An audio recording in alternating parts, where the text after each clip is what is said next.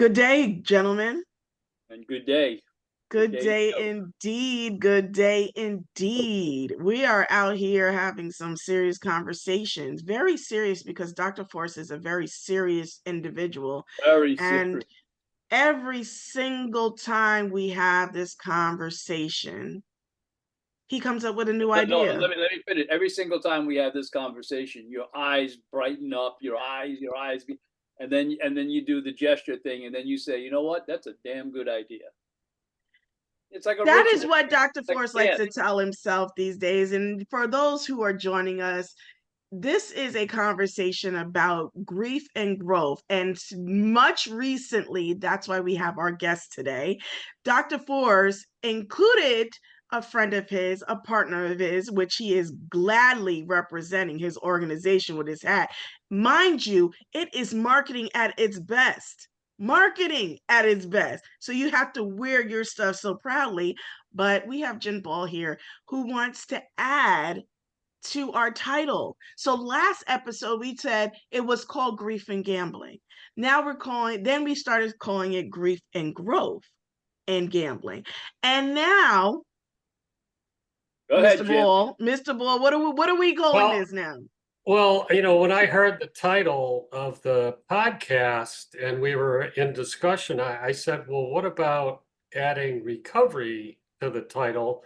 But as Larry will probably substantiate, being the guy I am and where I come from, I usually add recovery to whatever the subject is, because that is my specialty.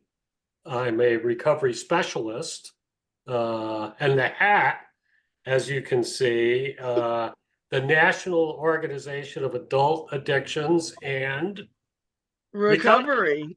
Recovery. Unison. Recovery. There you go. And this is why it fits, right? This is why it fits. It's not like my eyes did light up and I said I obliged the idea. And it works because that is the continuum, right? If we're going from the recognizing the problem, grieving the problem, growing from it, and the growth part is the recovery. That's the step towards it. And so we want to talk about all the things in from start to finish and everything in between. And it's not even a finish, it's a continuum. It's a constant thing that we have to, or individuals who are struggling with addiction and A particularly gambling lifetime. addiction. It's a It's a lifetime lifetime. journey. It is a lifetime journey. And I also believe that grief is a lifetime journey. It doesn't go away. It stays with you. It just looks different as time goes on. It can come back hard. It can come back soft. It can come back however it needs to come back. But as long as you have the tools to deal with it, uh, we can get through it. And I believe that with this conversation, that's what the conversation's about, is providing information, is about informally providing information, but providing it nonetheless, and also providing tools for you to get through it. So here we are. And that's a good segue into yeah, here we are. How did we get here? So my name is Larry Force, and I've been in working with the New York Council on Problem Gambling for a number of years now. And Lonnie reached out to me and said, look, I want to do this podcast on grief and gambling. I said, great idea. So we met a couple times. And then I said to her, what about grief and growth? She said, great idea. And then I asked my friend Jim Ball to join the conversation. And Jim and I have known each other for about 17 years, 18 years. And he and myself and another friend of ours, Dave Brinkerhoff, formed this NOAR that Jim is wearing, this National Organization of Adult Addictions and Recovery. And from that exchange, we developed something called Intersections, which is a intervention, a program. And hats off always to Andrew O'Grady from Mental Health America, because he allowed us to use it in his homes. Got great success. We've been traveling around, presenting at conferences, getting a lot of good interest. And along the way, after Jim and I started to talk with Dave, and then I introduced them to Andrew, along the way, Jim onboarded with Andrew. as director of peer services at Mental Health America. And he's very, very adamant about the fact of the value and the voice of the peer delivered. So intersections can be delivered by peers. It need not be, but it can be delivered by peers. We can work it in groups, we can work it individually, depends on the need. But Jim, and he's very humble, so let me applaud him, publicly. I started with Andrew and Mental Health America, 2-3 peers. Now he's got over 50. Okay, and he's done a tremendous job in shepherding this program. So with that, I'd like to turn it over to Jim, and also maybe you could talk a little bit and highlight the intersections program and how it's available for people. Jim, before you speak, Jim, because I want you to include this, because you guys just did a great job at our conference a few weeks ago about including, speaking about intersections and how does that incorporate with gambling addiction. But can you speak on like how the work that you are about to explain, how does this look within gambling addiction and most importantly the recovery piece, and why is that it's so important? So I just really want you to highlight that. Right. Yeah, thank you. And thanks, Larry, always.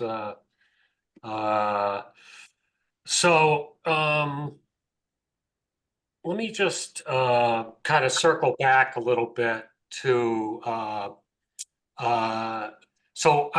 I'm Jim Ball. I am a person in long-term recovery. And what that means for me is for the past 30 plus years, I've been focused on my recovery from substance use and mental health a day at a time. I have my own groups and programs and support network that I use. And I have a family that loves me. I do work I'm passionate about, and I have some success within the community and the family systems. And the reason I introduce myself this way is to, you never know, we kind of, with the audience, now, whether I'm doing direct service with clients, I'm supervising a group of peers that I might be part of the administration team for, or I'm presenting at a conference full of clinicians. I still introduce myself this way just because, we're all in recovery from something. We have a saying, that folks, we all have stuff, and so the recovery pathway. So the reason I introduce myself this way is because that is how we make a connection as a peer. We share our lived experience, and then we have some special training. We work on listening, we work on empowerment, strength building, and we're agents of change, and we bring hope to whatever the population might be. Now, at the agency, I've learned a lot about this peer work over the last, I've been there about 6 years. And, I've been in recovery a long time, but actually the work of being a peer and working one-on-one with individuals that are interested in recovery it's been a real learning experience for me. And it's a learning experience for all of us because it's really a new field. There a lot of folks don't even really know what a peer is, what a peer does. And the certifications, the policies and procedures, the supervision pieces, they're all in development now at a state. We're developing our own at Mental Health America. The state is developing policies and procedures. The federal government is still, SAMHSA, and it's a new area. Recovery has just been added. So at the federal level, where the dollars come from, you have SAMHSA, which distributes to mental health and substance use, the two behavioral health areas. And now they've added a third silo to that, or not silo, but a third division to that umbrella, which is recovery. So recovery is starting to be recognized by the larger community. You know, we call it the big A, as we advocate for policies and procedures within our governments and our communities. Recovery is starting to be recognized as its own discipline. So that's just a little bit of background on where I'm at. You know, what Larry and I and Dave, through the national organization that we developed, are working on and are very excited about is our Intersections program, which is a peer-delivered self-care modular program that helps folks that are in recovery to replace old behaviors with some new, healthier behaviors. And they may not be new, but we talk about them in a way of trying to focus on some positive activities across your life. And it's applicable. We're doing a lot of work in the substance use area with people who use drugs. But we're also working at the agency with our mental health clients and chronic illness, gambling, process addictions. It's really, you know, these kinds of self-care interventions can be helpful, you know, really across all areas. And I think in particular, we were very excited to present at the Problem Gambling Conference last month, and just see the reaction from the workshop, and how many people signed up for more information on, you know, how can we find out more information? I think there's a desert out there, as we say. You know, the landscape is kind of barren on programming to support on an outpatient or follow-up to maybe a more intensive programming for some of the process addictions, as well as mental health and substance use. You know, people are looking for recovery tools that they can carry, you know, once they're out of the treatment stage into their life as a recovery program. So what in a sense, Intersections is a program that fills in this gap where once you come out of inpatient or outpatient, like there's going to be some tools that people need. Like I see it sometimes in my travels in understanding people's addictions in an inpatient facility, that the drop off, right? And one of the discussions that I had with one of the women at one of our regional addiction inpatient facilities, is that she was like, we were talking about what are some type of supports that you have right now? What is like, who is your support right now? And so she named another person in the facility. And I said, but what happens when you leave? You may not have that person, that your person that you have here. What happens when you leave? Because that's important too.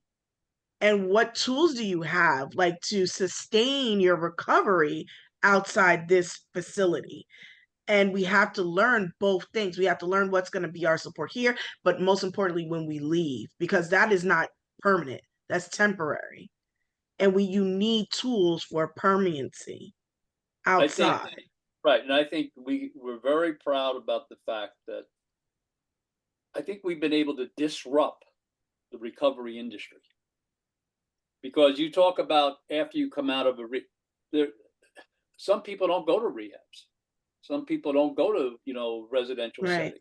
Some people, recover within the community setting, and Right.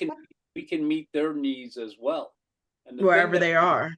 wherever they are, because it's the full title of it. We've collectively worked on this. It's called Intersections, a recovery program without boundaries.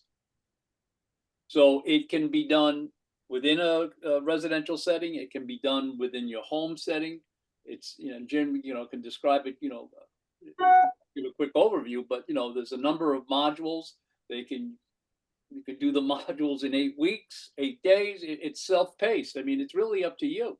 But the fact is that it's really based on the here and now. And I loved what Jim said. And he said, agents of change. We're agents of change. And we bring hope. Darryl Strawberry wrote that book, Please Don't Give Up on Me. You say it every single time. I love that. I love that book. I love that title. Don't Give Up on Me. Because the people that, that are we're interfacing with typically will talk about how they have burnt bridges financially, family, occupationally, but don't give up on me. Jim and I know somebody that, together, and we know this person. I think he went to 14 or 15 rehabs. He's now been sober over 20 plus years, probably 25 years by now. But can you imagine what it was like for his family seeing him going to his 9th rehab, his 10th rehab, but please don't give up on me, because, and this is something else I say all the time, families have a tendency to get better slower. So you have to have an understanding of that as an individual and as a practitioner. Yeah. But I love that idea of agents of change. Yeah, Leanne, you mentioned something I think that's really critical in the recovery process, and that is those transitions between, maybe you're working on a program or you're in an outpatient setting, and now you're in the community and you're in recovery. We're out of treatment, we're in recovery, and those are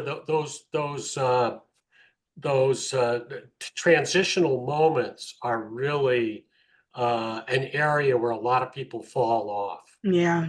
It's so difficult to transition from having a lot of support to being more in the community and having to, be a little more self-supporting.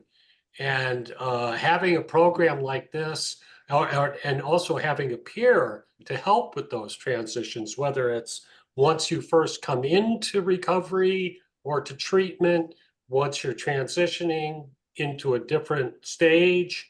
Having those supports are so critical. We hired someone about 6 months ago, and she had gone through the intersection. She had actually helped us during the pandemic. She was in one of our community residences, and she was very, she was very supportive and enthusiastic about the Intersections program when we were doing it. And, so a year and a half, 2 years later, this individual came in to be employed with us as a peer. And she came into my office after she had been there, I don't know, 3 or 4 months. And we're sitting down, we're having a conversation. And she said to me, you don't know how much Intersections changed my life. And I'm like, what do you mean? We hadn't had this conversation. And she said, yeah, once I was out of the inpatient setting, and I was out in the workforce, and I was back in the community, I started to realize how valuable some of the tools, the self-care tools, were to me. And as I was in my recovery, I realized I'm doing the Intersections program. I'm focusing on my nutrition. I'm focusing on taking better care of my, exercise or, movement. I'm thinking about my visions and goals. I have a spiritual practice, and these are all the modules that we work on, and we have facilitators, people with lived experience who are specialists in these areas that come in, They will tell their story in a video or in person, depending on how we present the program. And this is where we make the connection with the individuals. So what can you name, because we only have a few more minutes to stay within our time frame. Can you name one or two of the tools? Like I think you named them, like you said, there's a spiritual part, there's a mental part. But can you name specifically maybe one or two tools that you use within the intersection program? Yeah, sure. We have 8 core modules. There's many other topics that we will talk about, but the main 8 modules are meditation, movement, nutrition, visions and goals, spirituality, mindfulness. So we have a 52-page manual and a 8-video package that focuses on those core modules. And as we have been going on, we're developing other things for specific populations. We have for the aging, for the problem gambling folks. We're looking at developing more. Have a little bit more concierge or customized Module for each for those particular addictions. It sounds like what you're describing sounds like almost, but like the 8 dimensions of wellness and how you need to be mindful of these aspects of your life in order to have a well life. And it's just everything is being like I don't want people to over stress about, you got to have it this way. I have to be so structured, but it's just literally it's the mindfulness. And I think that was one of the first things that you said is the meditation, but it's being mindful of how you are in various different spaces and places in your life. Right, and one of the things, I know we're out of time here, but I just want to say a couple things as we end this. The addictive path is individual and unique. So is the recovery path. Yeah. The recovery path is we're not up here, and this is the beauty, and this is why I think that we have so much added value. We're not up here as talking heads saying this is what you need to do. These are options. These are tools. You can see why I thought, look, please, let's have Jim on. I think we can take a vote now. Will we ask him to come back? Absolutely. All right, raise your hand, please. Absolutely. Jim, raise your hand. But one of the things that he said, and we can talk about this maybe next time. We talk about tools. You're asking about tools. Jim talked about the big A. I have a new big A in my life. That's a tool. Want to hear it? Go ahead. Yeah, I know you're going to say it. No, I'm going to say it. Okay, you ready? Acupuncture. Oh, well, okay. So we can talk about that next time. We're going to talk about that next time. Okay, the big A, another big A. We can talk about that next time. My son, introduced me to it, and I got to tell you something. Stress reduction, relief, I love it. Yeah. One other thing, summary. We didn't get here alone. No. We acknowledged, the work that you're doing, the invitation from you, the work of Andrew O'Grady, and also the work of Joan Kaplan and the Kaplan Family Foundation that provided us with the support to take our ideas and be able to manifest them. And the work that the New York Council and the work that the New York Council on Problem Gambling has been doing as well. I think we're all trying to do great work for the betterment of humanity and people, which is the most important thing, because I think Jim and Dr. Fudge, you said it before, is that we're all struggling with something, and why not impart tools for us to be well? That's it. Love it.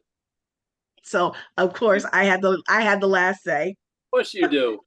First say, middle say, last say. Come on. But I just thank you. I thank you so much for being here with us, Dr. Bull. I'm gonna call you Dr. Bull if you want to be called Dr. Bull too. Add something to your title. That's my sister.